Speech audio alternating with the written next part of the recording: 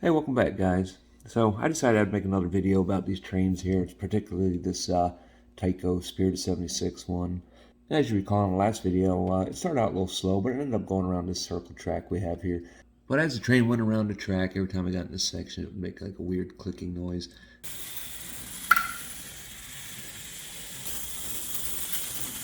And I've gotten to the bottom of that. And it actually was hitting these. As you see, the trucks go by, no problem, but the steps on the back just catch it, making that noise that we were hearing, that double. So I can't really raise the train any, so I'm not really sure what to do. I do have another section of track that pushes the connectors a little further away, but they're up a little bit higher as well. So I could always try this and put this in there. I don't have any other tracks where I can connect the wires to, so that's something I'm probably going to have to invest in. But yeah, it was nice to know that that mystery was solved. Right there's just catching.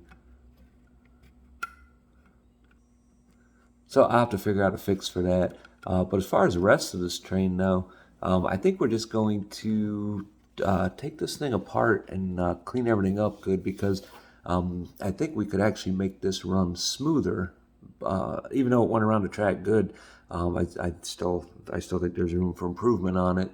So yeah, I think that's what we're going to do today. We're going to take this apart and see what's on the inside of it here, and see what we can do about making it run a little bit smoother.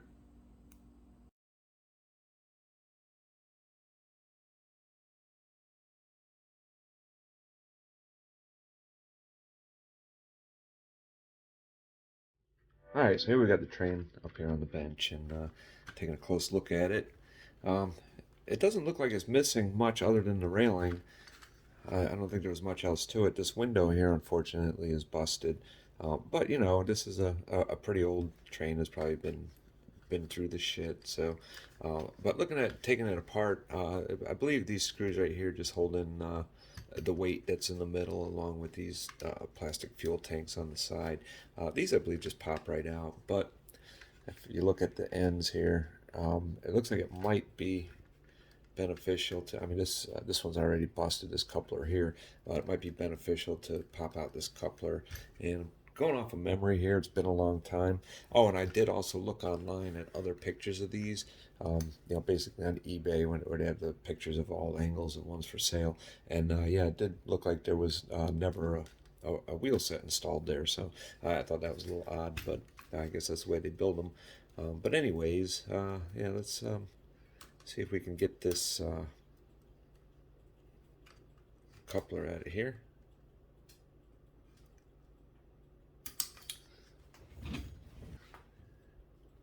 Yeah, I'm pretty sure that's all there is to it. They just pop out. And once you get it lifted off of it, they just slide right out. And that's all it is. You can see there's a hole where that little pin goes through, and it just pivots on that. And this is the part that gives it springiness right there. So we know that the one that was on the back, this one had lost all its springiness anyways. But anyways, now to take these out, I believe they're kind of just like clipped in here.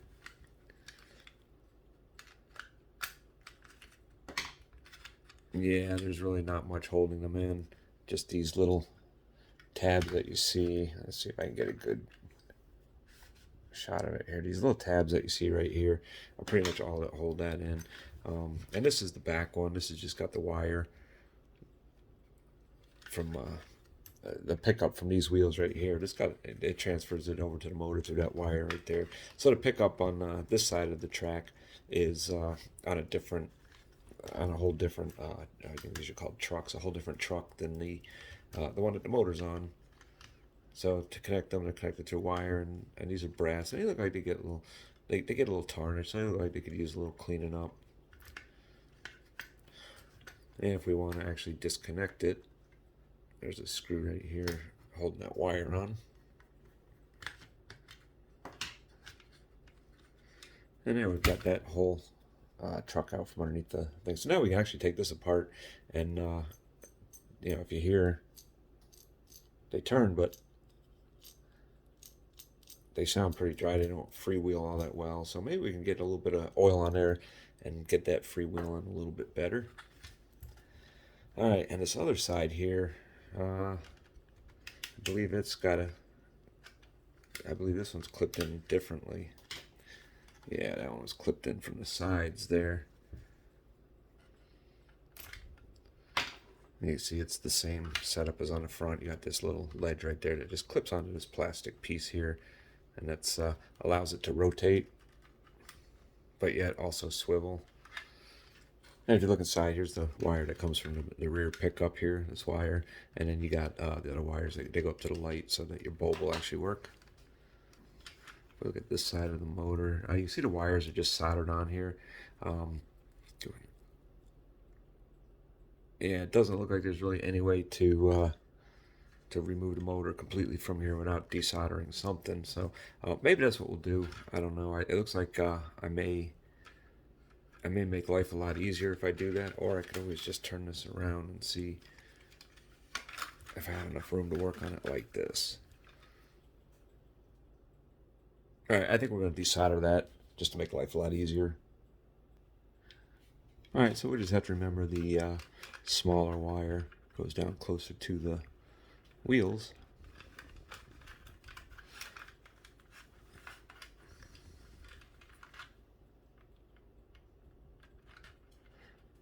And the bigger wire is on the upper one here. There we go. All right, that should make life a lot easier for working on this. If you look at it, I mean, it looks kind of dirty on the outside. I don't know what it looks like on the inside, but we'll find out. We'll be able to take this all apart and see. You can see the gears on this side over here. There's looks like all kinds of fuzz, probably from carpet and dog and cat and whatnot. It's just really stuck on there. So we'll get all that cleaned up. I'm sure that all of this will help. It's probably a good idea just from a maintenance perspective, anyways. And as far as taking this apart, I believe I pull this screw here.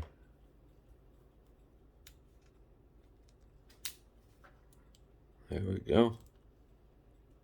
And you can see that wheel here wanting to jump right out. But there we go. We got the whole bottom off. And interesting. That's interesting. I never noticed that. This looks like these wheels got those little rubber bands on them as well, too. To help this thing go. And rubber bands are still on there, so that's good. And we could take these out and see, yeah. Yeah, it looks like there should probably be some lubricant on there, but it's bone dry right now. And they look a little crusty.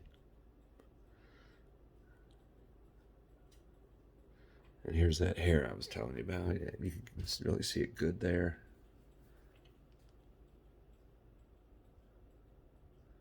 That's never a good thing.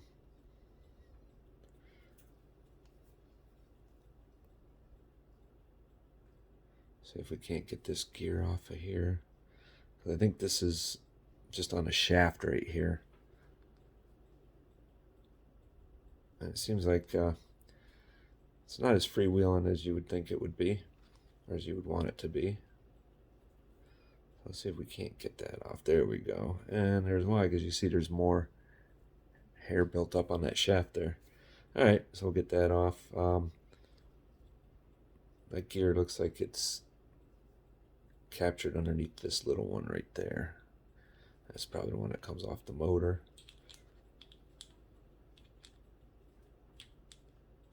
Not sure if this will even come off.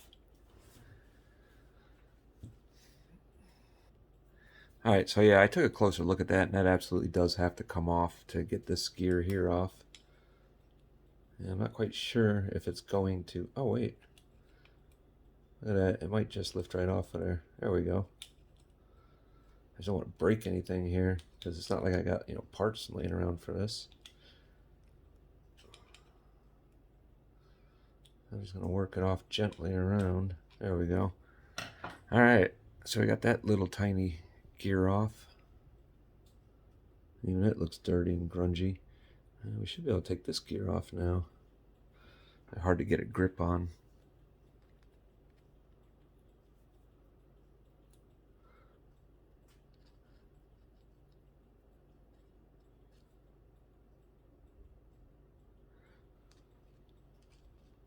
Like I said, I used to do these, do this all the time when I was a little kid. It's just been so long. This is like doing it for the first time. All right, and I believe this right here is actually the shaft of the back of the armature there. And looks like we can actually take this apart. Brushes should be right under here. But I believe we can take this apart with these two screws here. Alright.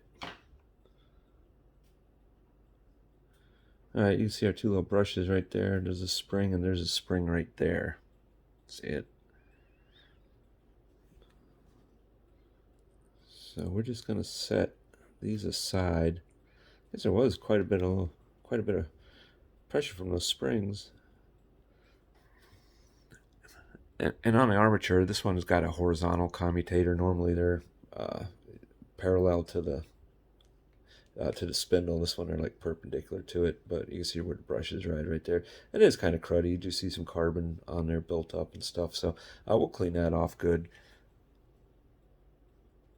Let's see if we can take this out and see what it looks like. Okay, so we got a magnet with it. So these would be the magnets for the motor. Just pop right in there. Yeah, that's gonna say it's got a lot of carbon on it. I think I'm gonna go spray this out really good, and I think then we're gonna work on cleaning this up a bit because even that's looking pretty grungy. The rest of it looks good, and this one you gotta be, the wires are all exposed on there, so you really want to be careful with it.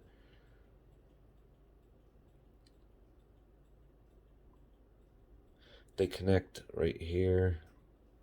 I don't know if you can really see that in the camera, but they'll connect like right here to these little points. And it's a very fine, I don't know if I'm going to be able to focus on it. Yeah, there you can see it. Very fine wire. And yeah, that would break pretty easily. So got to be extremely careful of that. Let me get that other spring out of there. There we go. All right. I think this probably has carbon on it too. So I think what I'm going to do, I'm going to go spray these out really good with some cleaner. Get them cleaned up. And as much of that carbon out of there as we can. And then we'll clean up the armature.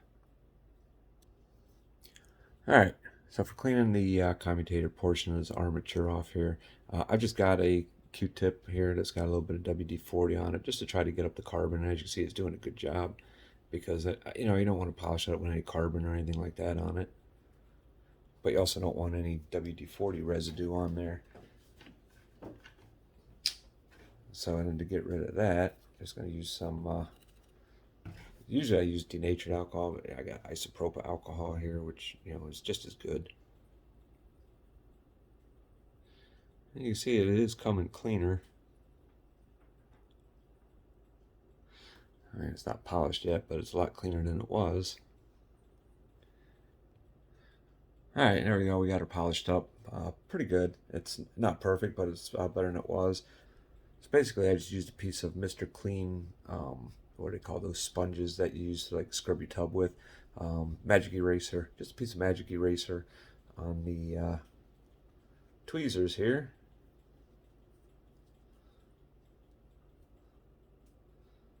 And just went over the whole thing like so, and yeah, polished up pretty good.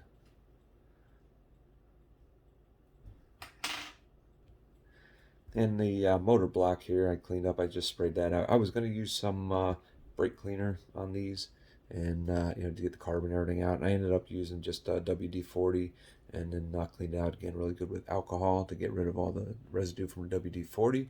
So now these parts are should be nice and clean and ready to go back together. Alright, so now it's time to reassemble everything, and as you can see in this housing right here, that right there is a bearing. And we got to get some oil in there, but we don't want to get a lot of oil on there because on this the windings on this armature, I don't know why my focus is so screwed up. The windings on there, those wires have a coating on it that you don't want anything that's going to eat away at that coating, and you certainly don't want to get any on the face of that commutator there because that will just make your brushes soft. But not only that, as the carbon brushes wear, you know, they turn into a powder, and if you have oil on there, it's just going to create a thick sludge. And that's something you want to avoid. The carbon from the brushes actually is what lubricates the brushes against there. So using just a piece of wire, I want to get some oil on here. And the oil that I'm using is actually a air tool oil. It's lightweight, and it's good because I know this has plastic gears and everything on it. This stuff is safe for O-rings and everything else, so it should be good for plastic. And we're just going to get just a little bit in that hole there, and now we can take our armature and drop it right in there.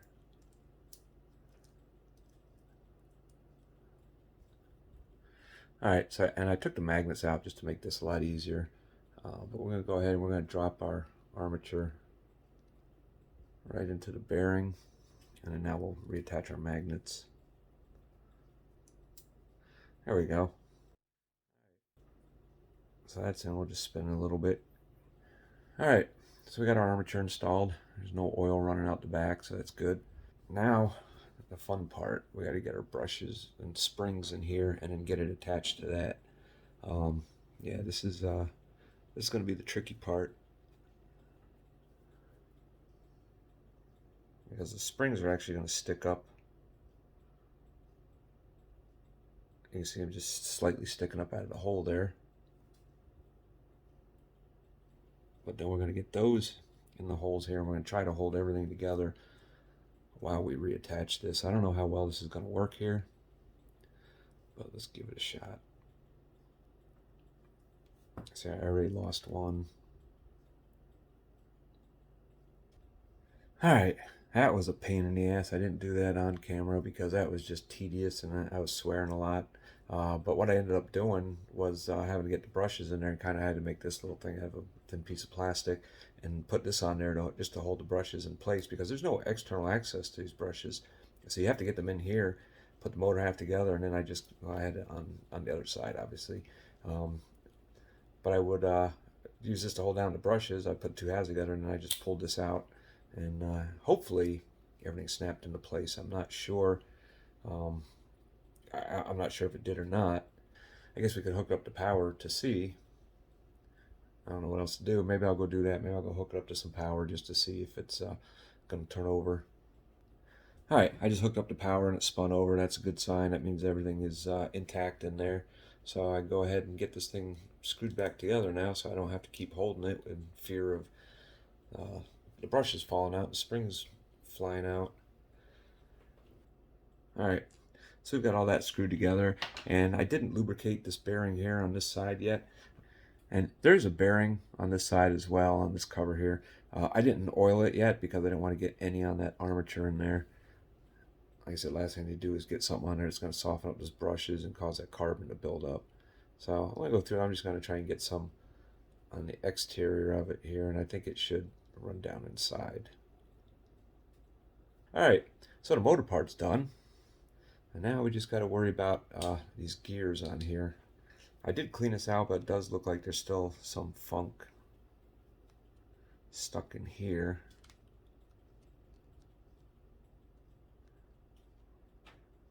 Yeah, you can see that right there. I'm pulling off a gob of old fuzz. Definitely don't want that in there. Feels like there's still some residue from old oil in there as well, but I think it's just this carpet fiber I'm feeling.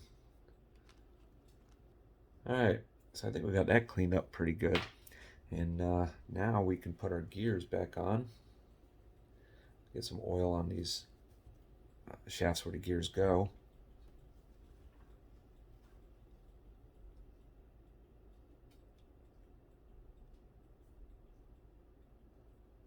And it may not look like I'm putting a lot on here, but honestly, I mean, you really don't need, a lot of oil with stuff like this, because if you think about it, oil does end up spreading, and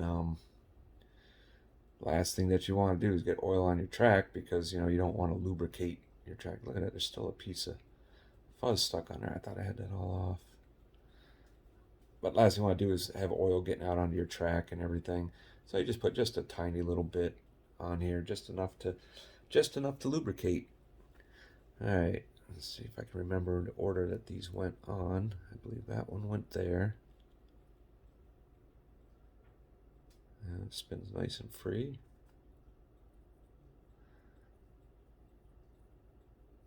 And then this little one was like pressed on there. It spins with the motor, so this one obviously doesn't get any oil on it.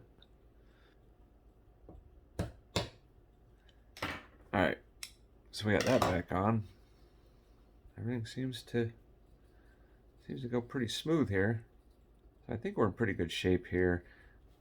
And as far as greasing up the gears, I'm not really sure what the best thing to use for that is. I do have this stuff here, which is a very thin moly grease. It's actually engine assembly lube. So it's safe for plastics and rubber and stuff like that. So it should be okay to use on these gears. So I'm just going to put just a touch on there on the gear teeth. And I think what we'll do is we'll just let the drivetrain, as it rotates around, spread the grease. Alright, so now we can finish assembling this truck here, and as you can see, we got wheels, we got axles that are pretty dirty, wheels that are pretty dirty. So, I mean, the best thing to do, I think, is just to clean all this up before we put it back together, and then we can just oil where we need to oil for it. Alright, and once again, we're just using the WD-40 as kind of like a solvent. It's like a safe solvent. And you can see how it does a nice job actually cleaning this stuff up.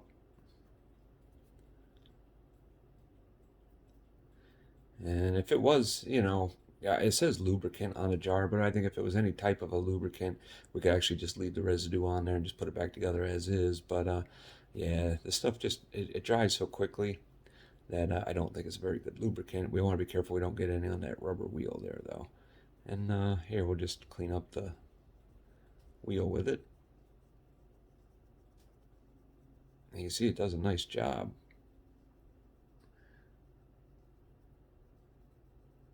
So I'm going to go through, I'm going to get the rest of these axles and wheels cleaned up like this, and then wipe down again with alcohol just to get the residue off, and we'll come back and put this together. Alright, so as you can see, we got everything cleaned up and put back together here. And I also had cleaned up, when I cleaned this truck up, the channels where these lie. But you can see where these axles actually rest on here, there's only contact area here and here on all of them. You got just a small contact area on either end. And we're just going to put a little bit of oil just on the shaft above each of those so that that can be lubricated. And I'm just going to use that same air tool oil that I used, just because there is plastic in close proximity to it here. And see, that should be enough.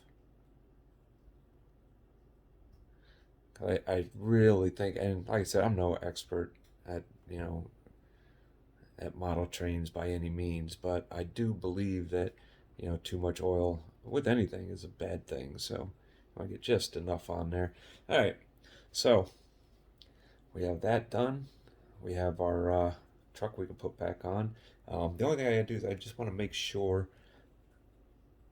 that I put this back together the right way, because as you can see, if I were to put it like this, this obviously faces the rear because of the coupler. You see where the brass wheels are on this, which I got to clean these up as well yet. So we got to make sure that the brass wheels on this side that are going to pick up the power on the opposite side of this one. There we go. Alright, so we should be good to go with this one here. Alright, so to put this back in a train, all I got to do is just very carefully resolder those wires to the motor, and we'll be good to go. So I think I'm just going to do that off camera. I'm also going to, since we already seen how these come apart and get cleaned up and everything, I think I'm going to go through and just do the same with this. Get this cleaned up and oiled, because it sounds like it could use a little bit of oil. Then we'll put the train back together and we'll go up and see if it runs any better. Alright, as a noob, one of the things I did do wrong is this is actually on upside down. It's got to be spun 180 degrees. The plate has got the brushes. When I put it on there, it's just a dead short between both sets of wheels. So if I connect power just to these, the motor runs, the light comes on. But if I try and do it through the track and the wheels, it just dead short. So I got to spin this around. I went back, I looked at the video when I disassembled it, and this is backwards. This little tab right there where the screw goes through actually goes down here. So I just got to spin this 180 degrees.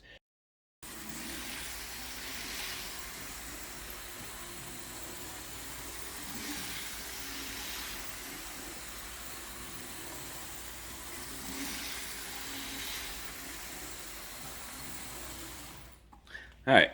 So as you see, it seems to work pretty good. I do have a bad connection here. I did put on this different track here where I can connect to, so it doesn't hit these connectors. And I don't know what these are. If there's a technical name for these, I always called these re-railers. When I was a kid, the only new train set I had was one that was kind of similar to that. It was called the American Freedom Train. It was a Lionel train, and it had I don't think it had a caboose, but the locomotive looked different. There was two versions, a steam and a diesel locomotive. I had the diesel, and the cars were like really long and light, and I think used to derail all the time. And I had a bunch of these straight section re-railers, and I would just put a bunch of those in the track just to keep those damn cars with that Freedom Train on the track.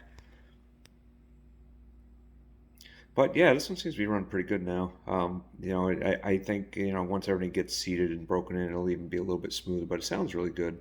So yeah, I'm pretty happy with that. I think that turned out good. And next time we're gonna work on that one. That was what the hell was the name of this one? I don't even remember. That one was River Rossi, made in Italy. So it's kind of fragile.